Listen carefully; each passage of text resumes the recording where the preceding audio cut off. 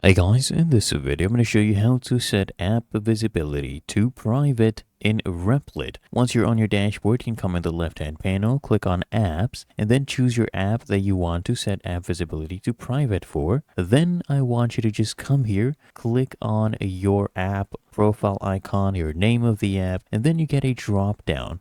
And then here you'll see two options, public and private. You can come here and click on private to change it to private visibility.